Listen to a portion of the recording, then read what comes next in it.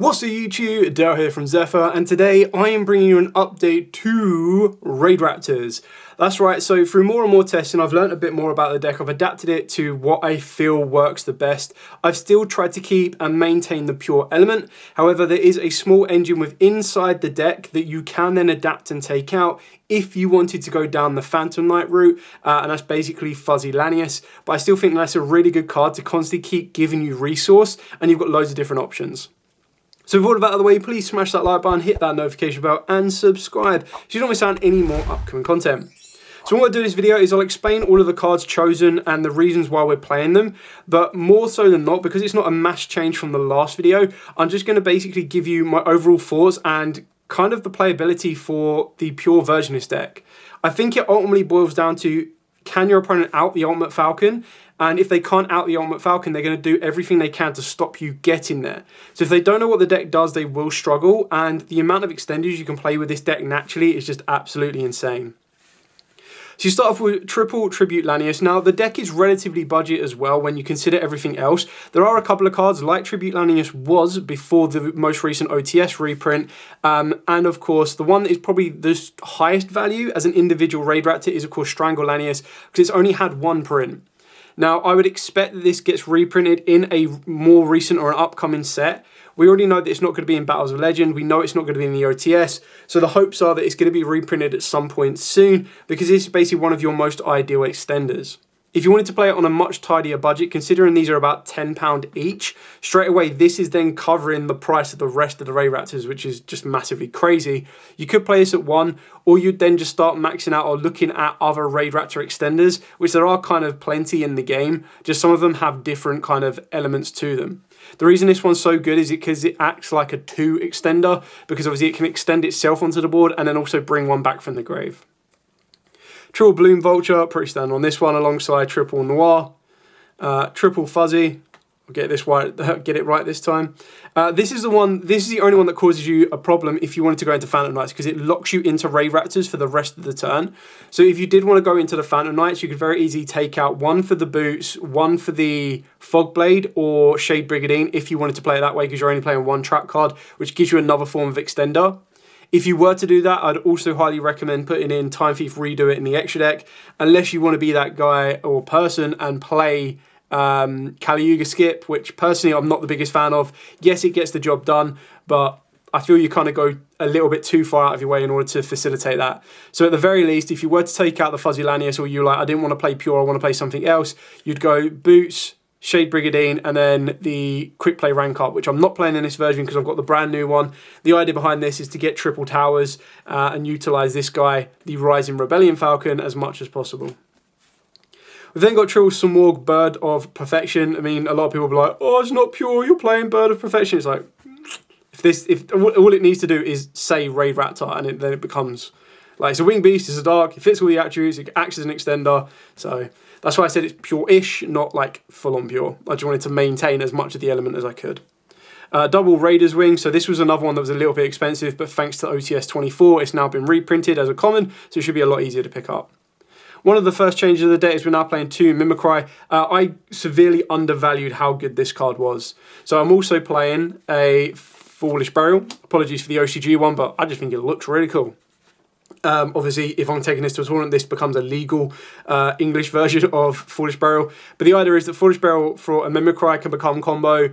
Mimicry just being sent off a Tribute Lanius becomes combo. Like, it's just such a good card to help you utilize everything you may need, which is why we're playing it at 2 now rather than just 1. And we're utilizing Foolish Burial not just for Mimicry, but also for stuff like Fuzzy Lanius and everything else. For other extenders, we're still playing the One Pain. I still really like the Singing Lanius. Some people don't play it, but I think it's just really kind of cool. I get it, you need to control Face Out XYZ, so it's one of them, like, after 4 extensions. But it's one of the ones that if your Raider's Knight gets impermed, yes, it does suck because annoyingly Raider's Knight is not a winged beast, but this still gives you the ability for an extender, and then that's where you can now control a Raidraptor and you can start using all the other extension effects. Of course, we've got the one Hill Eagle as well. The only issue with Hill Eagle is that it's the hardest one. Like, it doesn't really adapt level, so you can only use it. Like, it's such a pain in the backside that this are free. Like, at least with Pain can adapt its level, whereas this one can't. But this one just gives you the ability to recycle the trap card, which is just as annoying to deal with, because constantly being able to recycle this, the only downside of this particular card is that it negates the effects, but it doesn't destroy it. So it's just like, okay, cool, negate, but it stays on the board. I might as well put that down there. And then for the rank ups, we're playing one of the rank up Magic Skip Force. I still want to play the other one, which is pay half life points to special summon. Number one, I couldn't find it, and number two, I didn't feel that it was absolutely like a necessity. I feel that playing Skip Force and obviously your Raidraptor's Force is enough, which honestly it is. But then I feel if you do adapt it, and again, like I said, if you put in Shade Brigadine and you put in Rusty Bardiche, then you'd consider playing the Phantom Knights, XYZ, and rank up, and then that'll start adapting the rest of the extra deck as well.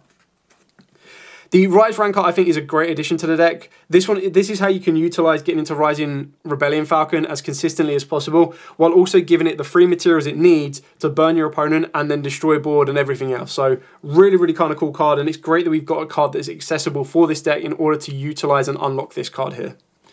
The last Raidraptor card we play is the one Roost. I think it's more than enough to utilize. You could very easily play Allure of Darkness if you wanted to, just because you can recycle some of your spares with Roost. And the one thing that you'll see that I'm not playing now is I'm not playing Swallow's Nest and I'm not playing the Cow. Now, the reason I'm not playing either of those, and I just want to make sure I give the credit correctly to the right person. So, in my initial video, I questioned why people weren't playing Swallow's Nest. And then I got a response from Big Lady 556, and basically said that it punishes bad players, which I understand. Like, the more competent the player gets, the more effective they are. The Raidraptor deck, the less they're going to fall for that trap.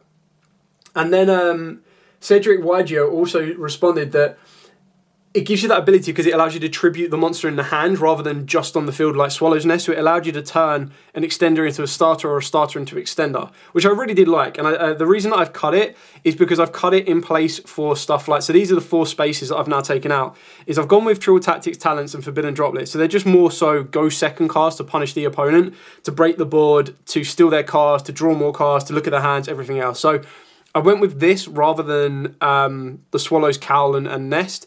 But it really does come down to you and personal preference in your local environment, because I'm also going with Triple Ash and Triple Imperm. So if your local environment is Droll heavy, then obviously use Droll. If they run into Nibiru, use Nibiru. Like, adapt this element. These are 11 cards that you adapt to your personal playstyle and what you feel is effective to your local environment. For me, I feel that these are all really, really good uses for the deck. Drop it because it's a go first, go second, board breaker, or negator in a sense. Talents can be utilized going first. Like, look in your opponent's hand if they do, like, the thing with Raidraptors is they do have loads of ways to extend, which is really nice. So if you do get hit with a hand trap early doors, which quite frequently the main meta decks are utilizing hand traps at a maximum, you can then punish your opponent and look at their hand. Like, if you've already got the extender you need because they've used a hand trap on your first card, you look at their hand, you take away any kind of threat you might need, and then as long as you then have a free run to the Ultimate Falcon, it's nearly impossible to out it. The only way they out it is to get to access code, and if you're able to stop them getting to access code as they're trying to build up with stuff like your Rising rank up into your Rising Rebellion, it really does cause them more issues, and then they can't out it, and then the next turn you'll guarantee an OTK. Speaking of the extra deck, we are playing 2 Rising Rebellion Falcon with the 1 Ultimate Falcon. Pretty straightforward and simple on this one. The idea is that you get to recycle your Rise rank up, and that's how you can get into both of these. Obviously, one of them you cheat out in the form of Ultimate Falcon off of the Arsenal Falcon, and then you go into the Rising Rebellion as well. So your board will be 2 Rising Rebellions and 1 Ultimate Falcon.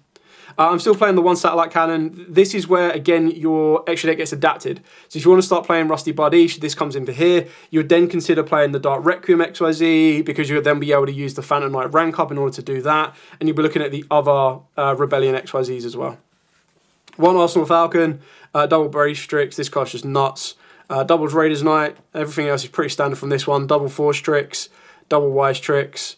And then the one that I have gone for is the one Art Rebellion, just because this gains the effect when you go up from Raiders Knight into it, whereas the other one requires you to have Dart Rebellion XYZ as a material, which is these two. And these were in the previous build because I was using the Phantom Knight rank up. But because I'm not using that anymore, I don't need to use either of these. So I now just have a nice OTK option to go through the Art Rebellion. Obviously, you can't attack with other monsters when you summon this, but the idea is you're going to negate your opponent's board, gain all the attack, and then swing in for a one-shot. So it's one of them ones where, yes, of course, your Raiders Knight will allow you to do normal combo as it is anyway, but if you think that you want to play under Nibiru, or you think your opponent's holding onto a Nibiru and you just want to one-shot them, go to Art Rebellion, get the job done, over and done. There's flexible space in the extra deck, so obviously the one that crashes out the budget is the Typhoon, sitting at about £25 to £30 a copy. If you don't have access to this, take this out, and then that's when you can start looking at going back into your Rusty Bardishes, your Time Thief Redoers, and everything else. So you've got the flex spot, you've got the adaptability. This deck is, like I said, it's what works for me, it's what I'm trialing out and what I'm enjoying playing.